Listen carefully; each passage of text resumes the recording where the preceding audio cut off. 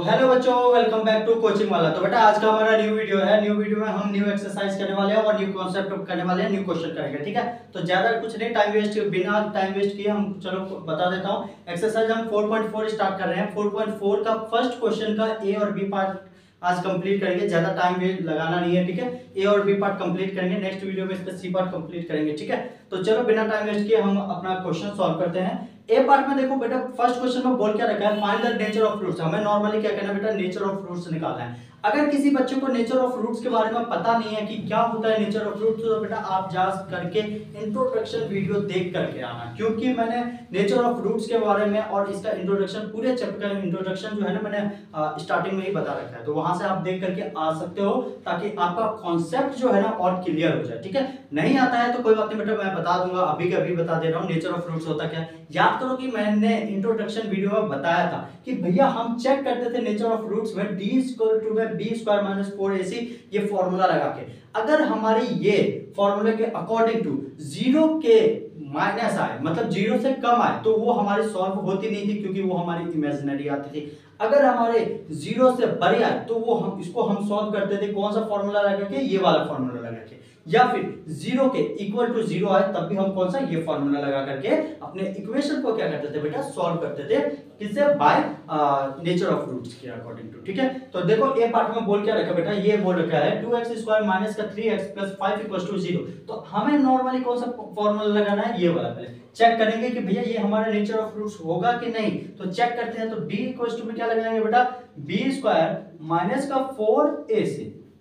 ठीक है, तो इक्वल टू में अब देखो भैया ए बी और सी की वैल्यू आप सभी को पता ही होगी। ए की वैल्यू कितनी आ रही है बेटा, 2 आ रही है। बी की वैल्यू कितनी आ रही है बेटा, -3 आ रही है। और सी की वैल्यू कितनी आ रही है, +5 आ रहा है। तो बी की वैल्यू कितनी है बेटा, -3, तो -3 का स्क्वायर कर लिया, माइनस में 4 मल्टीप्लाई में ए की वैल्यू कितनी आई है बेटा, ए की वैल्यू 2 आई है, तो 2 लिख दी। मल्टीप्लाई में सी की वैल्यू कितनी आ रही है, +5, तो 5 लिख दिए। ठीक है, अब नॉर्मली सॉल्व करेंगे तो 3 3 = 9, माइनस में इसको सॉल्व करोगे तो 40 आ गया। 4 2 = 8, 8 5 = 40 आ गया। इसको सॉल्व करोगे कितना आ गया बेटा, -31 आ गया। अब भैया क्या ये हमारी 0 के इक्वल है या 0 के ग्रेटर देन है, ये 0 के लेस देन है। तो भैया आपको तो डायरेक्ट पता चला कि भैया -31 जो है ना, वो 0 से क्या है, छोटी वैल्यू है। तो ये हमारी क्या होगी, 0 इज ग्रेटर देन -31। तो ये क्या होगी, सॉल्व होगी? नहीं भैया, डज नॉट सॉल्व होगी, क्योंकि ये हमारी कौन सी लाइन होगी, ये हमारी does not solve. It is a imaginary line. It is a imaginary, ठीक है, it is a imaginary या फिर imaginary line लिख सकते हो। ठीक है, तो ये हमारा सॉल्व होगा नहीं, तो ये हमारा ए पार्ट कंप्लीट हो रहा है। जल्दी से आप बेटा नोट डाउन कर लो, बी पार्ट आप स्टार्ट करते हैं। ठीक है, तो जल्दी से नोट डाउन कर लो। तो देखो बेटा बी क्वेश्चन बोल क्या रखा है, बी क्वेश्चन में बोल रखा है 3x² माइनस का 4√3x प्लस का 4 = 0। तो नॉर्मली क्या है भैया, a की वैल्यू यहां से पता चल रही है, प्लस का 3 आ रहा है। भैया b की वैल्यू पता चल रही है भैया, माइनस का 4√3 आ रहा है। अब भैया c की वैल्यू कितनी, प्लस का 4 आ रहा है। अब नॉर्मली क्या करना है, पहले हम ऊपर वाला फॉर्मूला लगा के चेक करते हैं कि क्वाड्रेटिक इक्वेशन में आएगी कि नहीं। तो b² माइनस का 4ac, ठीक है, तो भैया b² की वैल्यू कितनी थी, माइनस का 4√3 का होल स्क्वायर, माइनस का 4 मल्टीप्लाई में a की वैल्यू कितनी है बेटा, प्लस का 3 मल्टीप्लाई में c की वैल्यू कितनी है बेटा, प्लस का 4। अब इसको सॉल्व करोगे तो कैसे भैया, माइनस का 4√3 मल्टीप्लाई में क्या करेंगे भैया, माइनस का 4√3।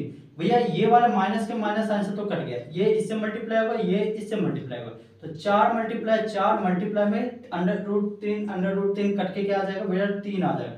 4 × 16, 16 तिया कितना होता है बेटा, 16 × 32, 16 48, 48। तो इसको सॉल्व करने पे कितना आ गया बेटा, 48 आ गया। इसको सॉल्व करने पे कितना, 48 आ गया, माइनस का साइन। इसको सॉल्व करोगे तो 4 × 16, 16 तिया कितना होता है, 48। तो ये भी आ गया 48। तो इक्वल टू में 0, क्या भैया 0 के इक्वल है, हाँ भैया 0 के इक्वल है। तो ये हमारे क्या होगी, सॉल्व होगी। तो ये क्या हो गया भैया, सॉल्व होगी। तो सॉल्व होगी तो नॉर्मली अब हमें क्या करना है बेटा, अपना ये वाला फॉर्मूला लगाना है। तो इसको जल्दी से नोट डाउन कर लो, मैं ऊपर से रफ कर दे रहा हूं। ठीक है बेटा, इसके हिसाब से क्या आ गई, ये हमारी क्या होगी, प्रॉपर सॉल्व हो गई, क्या आ गई, 0 आ गई। अब फॉर्मूला क्या लगाएंगे बेटा, माइनस का b प्लस माइनस अंडर में b² माइनस का 4ac अपॉन में क्या लगाएंगे, 2a। ठीक है, तो नॉर्मली ये फॉर्मूला लगाना है। तो देखो भैया माइनस का बी की वैल्यू क्या थी, ये तो माइनस का साइन डाल दिया, ब्रैकेट में क्या डालेंगे, माइनस का 4√3। यहां तक बात समझ में आ गई भैया। इसको सॉल्व करने पे क्या आई थी भैया, जीरो आई थी। तो नॉर्मली क्या करना है भैया, प्लस माइनस अंडर रूट में क्या करना है, जीरो लगाना है, बात खत्म। अपॉन में क्या करना है भैया, देखो इस पूरे वैल्यू को सॉल्व किए थे तब हमारी जीरो आई थी ना, तो जीरो आई थी तो नॉर्मली क्या करते हैं, जीरो के ऊपर अंडर रूट लगा दिए। अपॉन में 2 मल्टीप्लाई में ए की वैल्यू कितनी है बेटा, ए की वैल्यू 3 है तो मैंने 3 लिख दिया। अब भैया अंडर रूट जीरो का रोल तो खत्म ही हो गया, तो ये हमारा क्या हो गया, बाय बाय टाटा। ठीक है, अब आगे देखो सॉल्व करेंगे। तो आगे सॉल्व करने पे क्या आ जाएगा भैया, देखो माइनस माइनस क्या होता है भैया, प्लस। तो प्लस करने पे क्या आ गया, 4√3 अपॉन में क्या आ गया बेटा, 3 2 जा 6 आ गया। अब क्या ये कटेगी, हाँ भैया कटेगी, ये 2 से ये 3 से, तो भैया क्या आ गया, 2√3 अपॉन में 3। भैया क्या इस 3 को मैं दो टुकड़ों में तोड़ सकता हूँ कि नहीं, हाँ भैया इस 3 को मैं कैसे तोड़ सकता हूँ, √3 मल्टीप्लाई √3। तो इस 3 को तोड़ूंगा तो कैसे लिख सकता हूँ भैया, √3 मल्टीप्लाई में √3। भैया √3 से √3 एक जाएगा, हाँ भैया चला जाएगा। तो आंसर क्या आ गया बेटा, 2/√3। ये हमारी क्या होगी, क्वाड्रेटिक इक्वेशन की वैल्यू आ गई। मींस क्या होगी कि भैया ये x की वैल्यू आपकी सॉल्व हो गया। ठीक है, इसमें पॉजिटिव नेगेटिव नहीं, x की वैल्यू नॉर्मली किस में आई है बेटा, पॉजिटिव में, तो पॉजिटिव ही रहेगी। जो आप क्वाड्रेटिक इक्वेशन के हिसाब से पहले वाले नंबर को लास्ट वाले मल्टीप्लाई करके इसके हिसाब से भी आप सॉल्व कर सकते हो, और ये वाला भी फॉर्मूला लगा के सॉल्व कर सकते हो। ये क्या है बेटा, आपका टाइम कम लेगा। ठीक है, उसमें आपको क्या करना है, फर्स्ट नंबर को लास्ट नंबर से मल्टीप्लाई करना है, फिर प्लस करने पे ये माइनस का 4√3x आना चाहिए, ये सब झंझट वाली बात है। ठीक है, बाकी दोनों तरीका इजी है, दोनों ही तरीके से मैंने आपको बहुत इजी मेथड से बता रखा है। तो ये हमारा कंप्लीट होता है। ठीक है, बी पार्ट। और चलो एक काम करते हैं, आज सी पार्ट भी कंप्लीट कर लेते हैं, फिर नेक्स्ट वीडियो में हम, नहीं तो रहने दो बेटा, टाइम ज्यादा हो जाएगा। ठीक है, वैसे भी 12:30 एक बजने वाला है, लमसम 12:45 हो रहा है बेटा, 1 बजने वाला है रात के। ठीक है, तो ज्यादा टाइम में नहीं लगाना है। चलो वीडियो को एंड करते हैं, मिलते हैं नेक्स्ट वीडियो में जिसमें हम इसका सी पार्ट कंप्लीट करेंगे और इसका सेकंड क्वेश्चन कोशिश करेंगे कंप्लीट करने की। ठीक है, तो तब तक अपना ध्यान रखना, अच्छे से पढ़ो, अच्छे से रहो। और बाकी ये क्वेश्चन मैंने अच्छे तरीके से समझा दिया। अगर किसी बच्चे को फिर भी डाउट हो, समझ ना आया हो, तो कमेंट सेक्शन में या पर्सनली मैसेज कर देना।